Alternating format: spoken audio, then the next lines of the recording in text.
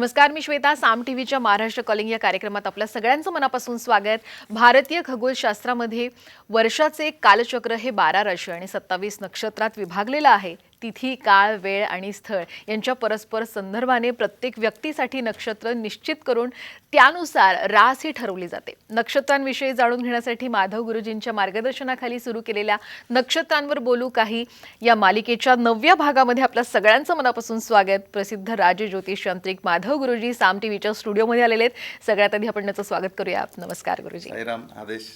श्री माधव गुरुजी यांनी दिल्लीच्या शुक्राचार्य ॲस्ट्रोलॉजी सेंटर मार्फत ज्योतिषशास्त्राच्या विविध शाखांचा तब्बल 16 वर्षांचा अभ्यासक्रम हा पूर्ण केलेला आहे. राजज्योतिष यांत्रिक ही पदवी सुद्धा संपादित केलेली आहे. एक गोष्ट आवर्जून मला इथे सांगायची आहे, तो म्हणजे हा अभ्यासक्रम पूर्ण केलेले महाराष्ट्रामध्ये आजच्या घडीला फक्त 7 जण आहेत आणि श्री माधव गुरुजी हे त्यापैकीच एक आहेत. श्री माधव गुरुजी हे रायगड जिल्ह्यातील असून त्यांच्या घराण्याला ज्योतिष विद्याशास्त्राची 7 पिढ्यांची परंपरा आहे आणि श्री माधव गुरुजी हे 7वे वंशज असून घराण्याची ज्योतिषशास्त्राची परंपरा खूप छान पद्धतीने ते चालवत आहेत. तसंच श्री माधव गुरुजी हे कायद्याचे पदवीधर देखील आहेत. प्रतिभा ॲस्ट्रोलॉजी सेंटर हे पनवेल आणि दादर इथे स्थित असून श्री माधव गुरुजी या दोन्ही सेंटरमध्ये आपली सेवा पुरवत असतात. श्री माधव गुरुजी यांना भेटण्यासाठी आपण पनवेल या सेंटरवर सोमवार ते शुक्रवार या दिवशी तर प्रत्येक शनिवार आणि रविवारी शिवाजी पार्क दादर इथे जाऊ शकता. आणखीन एक महत्त्वाची गोष्ट म्हणजे पुण्याला सुद्धा श्री माधव गुरुजी हे आपली सेवा पुरवत असतात. त्यासाठी सुद्धा तुम्ही त्यांची वेळ घेऊ शकता आणि त्यांना भेटू शकता. श्री माधव गुरुजी, तुमचं पुन्हा एकदा स्टुडिओमध्ये खूप खूप स्वागत. साईराम. आदेश. आज आपण नेमकं कोणत्या नक्षत्रांविषयी जाणून घेणार आहोत? आज मॅडम आपण कर्क राशीमधलं आश्लेषा नक्षत्र, वृश्चिक राशीमधलं ज्येष्ठा नक्षत्र आणि मीन राशीमधलं रेवती नक्षत्रावरती चर्चा करणार आहे. आणि मग ही तिन्ही नक्षत्र कोणत्या ग्रहाच्या आधिपत्याखाली येतात? ही तिन्ही नक्षत्र बुधाच्या आधिपत्याखाली येतात, म्हणजे बुध या ग्रहाच्या आधिपत्याखालची नक्षत्र आहेत. आणि मग या तिन्ही नक्षत्रांची जर वैशिष्ट्य सांगायची झाली तर काय सांगाल? भृगु ऋषींनी याबाबत जे लिहिलेलं आहे या नक्षत्रांच्या बाबतीमध्ये, परंतु ही नक्षत्र जी आहेत ही अशुभ नक्षत्रामध्ये धरली जातात, म्हणजे शुभ नक्षत्रामध्ये धरली जात नाही. म्हणजे नॉर्मली तुम्ही बघाल तर आश्लेषा नक्षत्रावरती जन्म असेल तर शांती करावी लागते, ज्येष्ठा नक्षत्रावरती जन्म असेल तर तुम्हाला शांती करावी लागते. आणि शांती करायला लागली म्हणून हे अशुभ नक्षत्र असं नाही, म्हणजे पण या नक्षत्रांची रचना आणि ज्यावेळेला त्यांची परिस्थिती या दोन्ही गोष्टीमध्ये खूप म्हणजे की विरोधाभास असतो आणि त्याच्यामुळे ही नक्षत्रे अशुभ नक्षत्रांमध्ये येतात. मुहूर्तशास्त्रामध्ये विषारी नक्षत्र म्हणून याचा उल्लेख केला जातो की ही विषारी नक्षत्र आहेत. आणि पंचांगामध्ये पण तुम्ही विषारी नक्षत्रामध्ये बघाल तर विषारी नक्षत्रामध्ये तुम्हाला या तिन्ही नक्षत्रांची नावं 100% मिळतील की विषारी नक्षत्रांमध्येही धरली जातात. म्हणजे तर त्याच्यामध्ये बेसिक कारण म्हणजे महत्त्वाची गोष्ट अशी आहे की या नक्षत्रांमध्ये कुठलाही राजयोग होत नाही, पहिला पार्ट. दुसरा भाग म्हणजे की ह्यांच्यामध्ये उच्चीचे ग्रह पत्रिकेमधले येतात, पण ह्या नक्षत्रांमुळे एक विशिष्ट लेवलच्या पुढे ते जाऊ शकत नाही, म्हणजे की ते पूर्णपणे खुंटले जातात. आणि तिसरा भाग येतो की या नक्षत्राच्या लोकांच्या बाबतीमध्ये प्रत्येक गोष्टीमध्ये म्हणजे की प्रत्येक गोष्टीमध्ये उशीर होत जातो, लेट होत जातो. मग या तिन्ही नक्षत्रांच्या लोकांचा नॉर्मली विवाह तुम्ही बघाल तर एकाचाही विवाह तिशीच्या अगोदर झालेला नसतो, म्हणजे की प्रत्येकाचे तिशीच्या नंतर 35मध्ये 39मध्ये 38मध्ये विवाह होतात, म्हणजे उशिरा विवाह होतात. मग त्याची कारण मीमांसा आपण केली की का विवाह उशिरा झाला. मग ते म्हणतात की नाही हो, कुठे माझं शिक्षणामध्ये थोडे अडथळे आले, मग माझं शिक्षण पूर्ण होता म्हणजे की खूप लेट झाला, मग तो उशीर झाला त्यामुळे नोकरी उशिरा लागली, मग नोकरी उशिरा लागली मग सेटल उशिरा झालो, मग विवाह उशिरा झाला, मग विवाह उशिरा झाला त्यामुळे नॅचरली मुलं उशिरा झाली. तर मग या सगळ्या गोष्टींमध्ये उशीर या लोकांच्या बाबतीत होत जातो. काही ठिकाणी असं तुम्हाला जाणवेल की ह्या सगळ्या गोष्टींमध्ये म्हणजे की ह्यांचं शिक्षण व्यवस्थित झालं, ह्यांना नोकरी पण चांगली मिळाली, पण त्याच्यापुढे ना एक आपण म्हणतो ना की संधी आयुष्यामध्ये मिळायला पाहिजे. ह्या लोकांच्या बाबतीमध्ये यांचं बॅड लक असतं की यांना चांगली संधीच मिळत नाही, म्हणजे किंवा ज्या वेळेला यांना संधी मिळते ना त्यावेळेला वेळ निघून गेलेली असते. कर्तबगार किंवा कर्तृत्ववान माणूस म्हणतो ना, अशामध्ये यांची घंटा होते. परंतु ती परिस्थिती किंवा त्यावेळच्या त्यांच्यावरती असलेल्या जबाबदाऱ्या किंवा त्यावेळच्या एकंदर सगळ्या गोष्टींचा आपण जर पूर्ण अनुवाद काढला तर त्याच्यामधून हे लक्षात येतं की नाही, या सगळ्या गोष्टींमध्ये हा माणूस मागे पडला. आता नॉर्मली याच्यामध्ये उदाहरण द्यायचं झालं तर रामायण आपल्याला सगळ्यांना माहिती आहे. याच्यामध्ये रामाचा जो जन्म आहे तो पुष्य नक्षत्रावरती आहे, आपण पाठीमागे बघितलं. परंतु सेम कर्क राशीच असणार, पण त्यामध्ये शत्रुघ्नचा नक्षत्र जे आहे ते शत्रुघ्न जन्माला आलाय तो आश्लेषा नक्षत्रावरती जन्माला आलाय. आता तुम्ही मला सांगा, तोही दशरथ पुत्र होता, म्हणजे त्याला सगळी बॅकग्राऊंड अवेलेबल होती. त्याला सुद्धा अयोध्येमध्ये नरेशच्या हिशोबाने म्हणजे राजपुत्राच्या हिशोबाने मान होता, त्यामुळे राजपुत्राच्या हिशोबाने सगळी त्याला वागणूक होती. त्याच्यानंतर म्हणजे की त्यांना जसं आहे काही कौशल्य वगैरे यांचं सगळ्यांचं त्याला मातृप्रेम त्याला होतं. दशरथाच्याच याचं पूर्णपणे किंवा रामाचं प्रभू रामचंद्राचं मार्गदर्शन त्यांना भेटलेलं होतं. असं असताना तुम्ही शत्रुघ्नची एकतरी गोष्ट मला रामायणातून काढून दाखवा की त्यांनी काही कर्तबगारी केले किंवा त्याला हातामध्ये काही सत्ता मिळाली किंवा त्याच्या हातामध्ये काही त्याला संधी मिळाली किंवा एखाद्या ठिकाणी त्यांनी राज्य केलं, एखाद्या ठिकाणी त्यांनी युद्ध केलं. कधी तुम्ही ऐकले शत्रुघ्नाच्या बाबतीत, तुम्ही लक्ष्मणाच्या बाबतीत इतिहास आहे का की तो रामाबरोबर म्हणजे छाती ताट करून निघाला की नाही, तुमच्याबरोबर मी वनवासामध्ये येणार, तुमची अखंड मी सेवा करणार. मग त्यावेळेला शत्रुघ्न पण होता ना, मग शत्रुघ्न का नाही असं म्हणू शकला, शत्रुघ्न का नाही गेला. हो. पण शत्रुघ्न त्यावेळेला त्यांच्या म्हणजे की तो लहान म्हणून मग त्यांनी आई वगैरे यांना सगळ्यांना सांभाळायला पाहिजे म्हणून मग तो तिथे थांबला. त्याच वेळेला तुम्ही बघाल तर भरताला ही संधी मिळाली की भरत राज्यावरती बसणार होता, तो अयोध्या नरेश झाला असता, पण त्यांनी ते स्वीकार केला नाही. तर त्यांनी पूर्णपणे रामाच्या पादुका घेतल्या अयोध्येमध्येच, म्हणजे की त्या ठिकाणी नंदीग्रामाची स्थापना केली आणि नंदीग्राम स्थापन करून त्या ठिकाणी त्या पादुका ठेवल्या आणि त्या पादुकांचा तो राज्यकारभार चालवत होता अयोध्येचा. तो गादीवरती नाही बसला, पण भरताचं नाव देखील सुद्धा त्याच्या त्यागामुळे मोठं झालेलं आहे की भरताने राज्यकारभार केला हा अयोध्येमधनं दुसऱ्या ठिकाणी नंदीग्राममध्ये स्थापन करून केलेला आहे, म्हणजे अयोध्येमध्ये तो नाहीये. मग नॉर्मली ही लक्ष्मणाची पत्नी, भरताची पत्नी, ह्या दोघांची पत्नी, त्याची शत्रुघ्नाची स्वतःची पत्नी, याच्या व्यतिरिक्त ह्या सगळ्यांच्या म्हणजे की आई म्हणजे कौसल्या झालं, कैकेयी झालं, मग या सगळ्यांचं पूर्णपणे रक्षण करण्याचं, या सगळ्यांची पूर्णपणे तलोवर ठेवायची आणि तो राज्यकारभार म्हणजे तिकडनं भरत जे सांगतील त्या भरताच्या सांगण्याप्रमाणे राज्यकारभार चालवण्याची सगळी जबाबदारी त्याच्यावरती होती. पण त्याचं कुठेही नाव नाही, म्हणजे अशी की प्रत्येक ठिकाणी परिस्थिती अनुकूल असते, परंतु हे लोक आपला ठसा उमटवत नाही. म्हणजे तर तो ह्या लोकांच्या बाबतीमध्ये मोठा ड्रॉबॅक असतो. परिस्थिती अवेलेबल असून सुद्धा, सगळ्या गोष्टी करून सुद्धा, स्वतः कर्तबगार असून सुद्धा यांना कर्तृत्व गाजवता येत नाही, म्हणजे की त्यांना संधी मिळत नाही. अजून आपण महाभारतामध्ये गेलो तर युधिष्ठिर या नक्षत्रामधले होता. आता युधिष्ठिर या नक्षत्रामधला होता, त्यामुळे आपण ही नक्षत्र अशुभ म्हणायची का शुभ म्हणायची, हा सर्वात मोठा पहिला प्रश्न आहे. युधिष्ठिराच्या बाबतीमध्ये बघाल तर जे काही अर्जुनाने उपभोगलं, जे काही भीमाने उपभोगलं, ते सगळं त्यांनी उपभोगलं.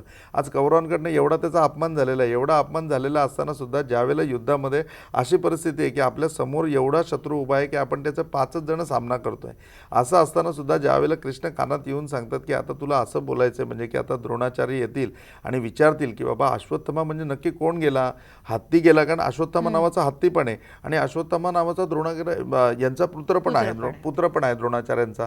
तर मग नक्की कोण याच्यापैकी गेलं हे तुला विचारायला येतील, त्यावेळेला तू त्यांना सांग की हत्ती गेला म्हणून. पण हे ज्यावेळेला बोलायचं आलं त्यावेळेला त्याचं युधिष्ठिराचं तत्व आड आलं. म्हणजे तत्व आड आलं म्हणजे की नाही, मी खोटं नाही बोलणार म्हणून, मी असत्य बोलणार नाही म्हणून, मग माझा पराजय झाला तरी चालेल. म्हणजे कायम प्रामाणिकपणा, तत्ववादीपणा, त्या गोष्टीमुळे ह्या लोकांच्या आयुष्यामध्ये समस्या निर्माण होतात. मग शेवटी कृष्णाने त्याला सांगितलं तू एवढं तर सांग की नरोबा अथवा कुंजरोबा, म्हणजे बाबा माणूस मेला का हत्ती मेला, मला माहिती नाही, एवढं तर तू बोलू शकतो. हा म्हणला तेवढं बोलू मी, आणि मग तो म्हणतो की नरोबा, आणि त्याच्या पुढे शंख वाजला जातो आणि द्रोणाचार्य तेवढंच ऐकतात की नरोबा म्हणजे अश्वत्थामा नावाचा कोणी माणूसच, म्हणजे आपला मुलगाच गेलेला आहे. म्हणजे अशा गोष्टींमध्ये की ज्यावेळेला स्वतःवरती एक राज्यकारभार पुढे आहे, आपलं राज्य आपल्याला मिळवायचं आहे, आपल्या पत्नीचा अपमान झाला आहे, त्याचा बदला आपल्याला घ्यायचा आहे, ह्या लोकांवरती पूर्णपणे म्हणजे की जगावरती हे लोक म्हणजे एक प्रकारचे आसुरी नांदे, त्याच्यामधनं आपल्याला मुक्त करायचं आहे. एवढं मोठं कार्य हातामध्ये घेत असताना सुद्धा स्वतःच्या तत्वामध्ये छोटासा सुद्धा बदल हे लोक करत नाही, म्हणजे की हे तत्ववादी राहतात. आणि या तत्ववादी राहण्यामुळे हे चांगलंही आहे, परंतु यांच्या जीवनाकरता किंवा यांच्या प्रगतीकरता त्यामुळे प्रगती अडून राहते, तेवढी प्रगती यांना करता येत नाही. आणखीनही या नक्षत्राविषयी रोचक माहिती जाणून घेणारच आहोत, पण वेळ झाली एका छोट्याशा ब्रेकची. कुठेही जाऊ नका, पाहत रहा महाराष्ट्र कॉलिंग.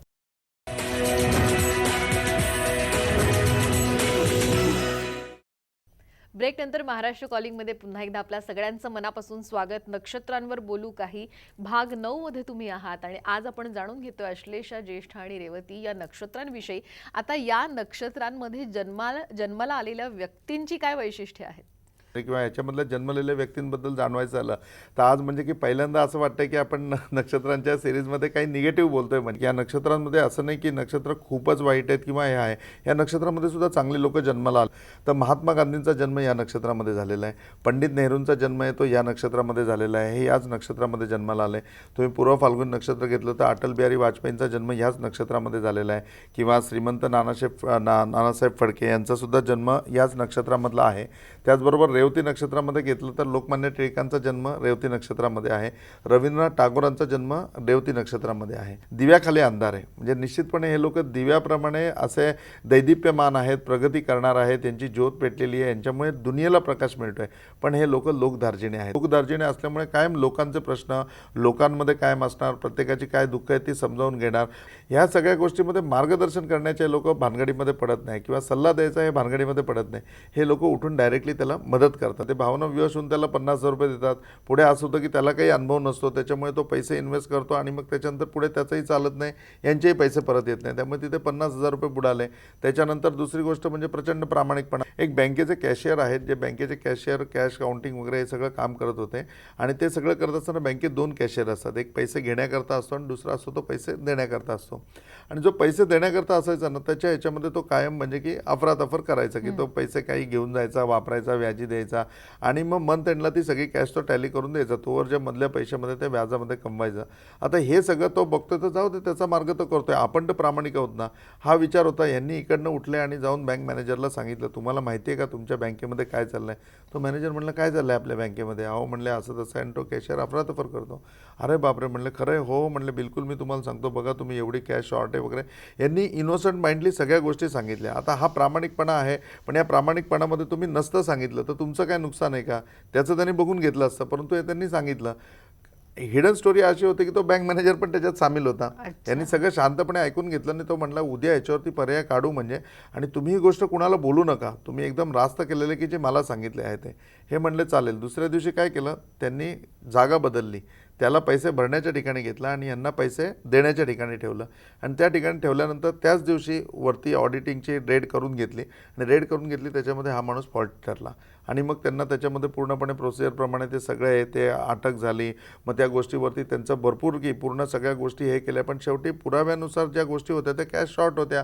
यांनी ज्या काही जबाबदाऱ्या कंप्लीट करायला पाहिजे होत्या चार्ज घेताना किंवा चार्ज हँडओव्हर करताना, ते कुठल्याही गोष्टी कंप्लीट केलेल्या नव्हत्या. त्याच्यामुळे विनाकारण त्या प्रामाणिकपणामुळे ते अडकले गेले आणि ते सगळ्यांना ओरडून सांगत होते की हा फ्रॉड मी केलेला नाही आहे म्हणून, हा फ्रॉड यांनी केलेला आहे म्हणून.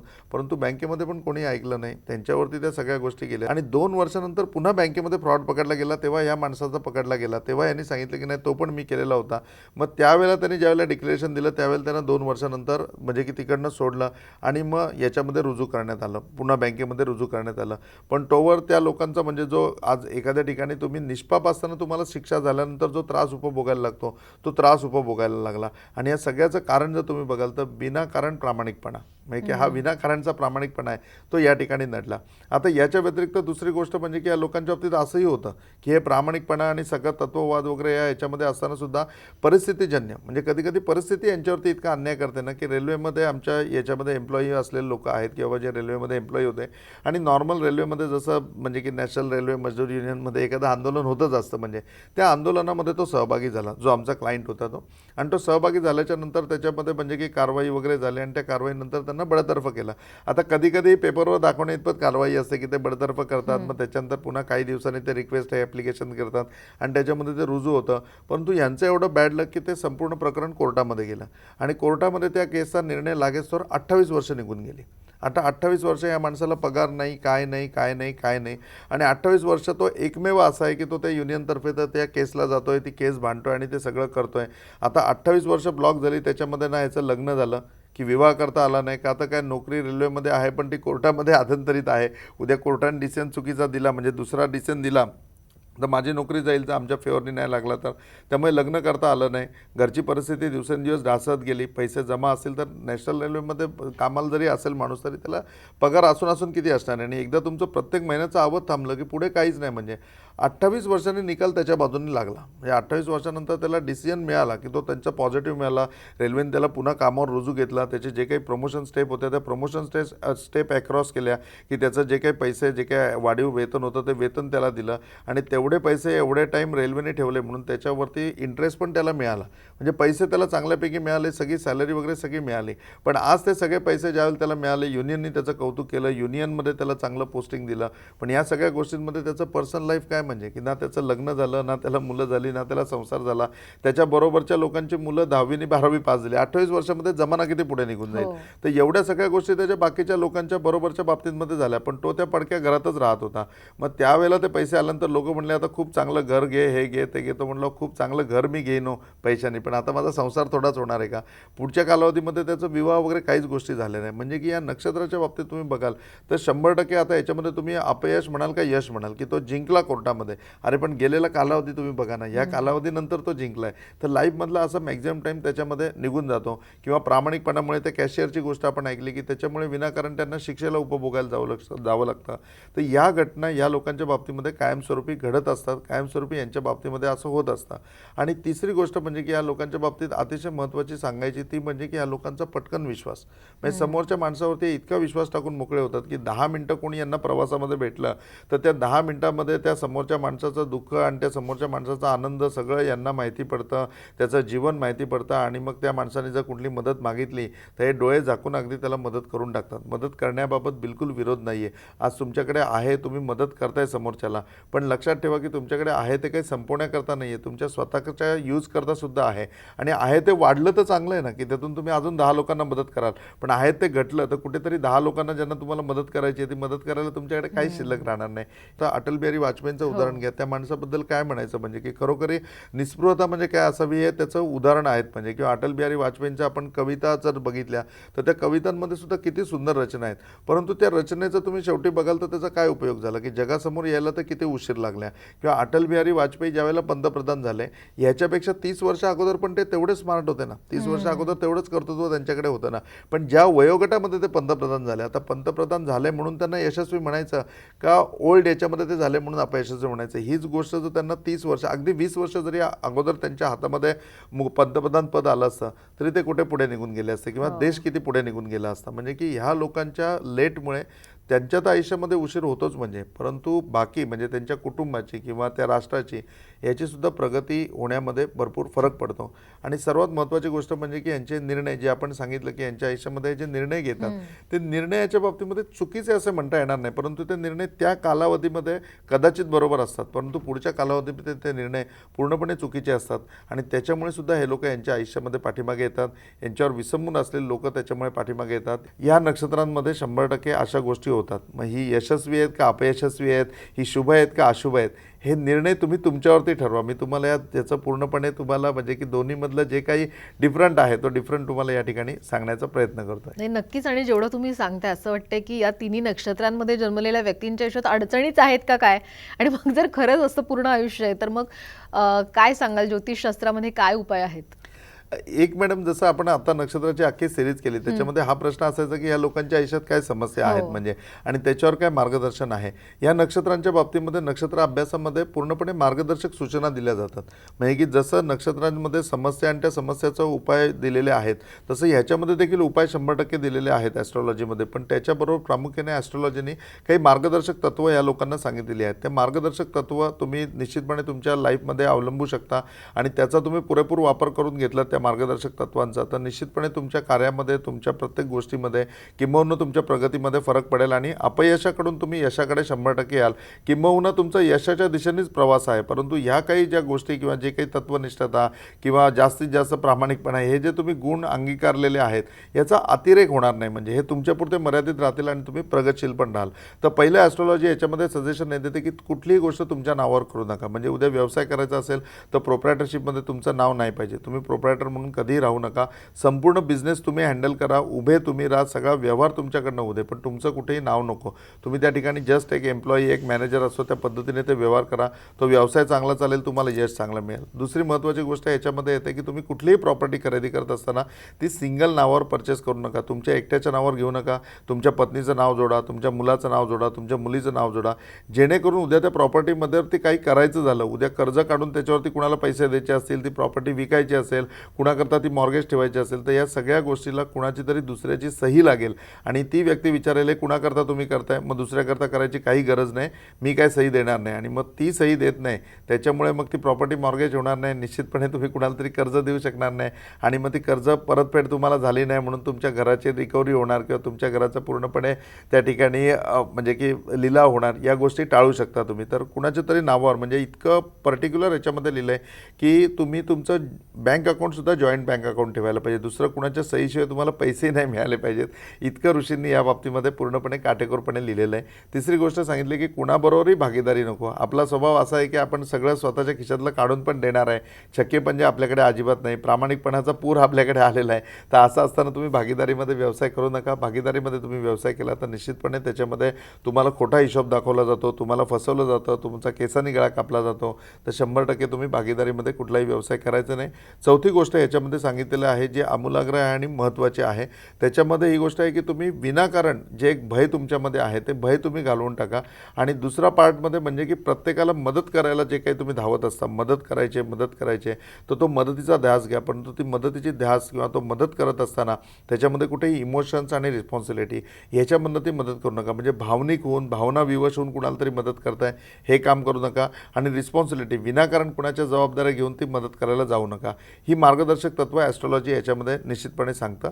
याच्या व्यतिरिक्त ॲस्ट्रॉलॉजीमध्ये याच्यामध्ये उपाय देखील आहेत. याच्यामध्ये उपायामध्ये नागनागिण जोड, त्याच्यामध्ये अष्टमुखी रुद्राक्ष असं ठेवायचं आणि त्या तिन्हीचे एकत्रितपणे पूजा रेग्युलर करायची. जसं आपण गंधाक्षत फुलवून पूजा करतो त्याप्रमाणे तशी त्याची पूजा करायची आणि नैवेद्य दाखवायचं. हे रेग्युलर म्हणजे की करायचं तुम्ही. ह्याच्या व्यतिरिक्त कॅटाय म्हणून एक रत्न येतं, कॅटाय रत्न तुम्ही वापरून तुम्हाला लाभ होतो. अलेक्झांड्रा म्हणून एक रत्न येतं, तुम्हाला माहिती असेल तर नेपच्यूनचं रत्न म्हणून वापरलं जातं.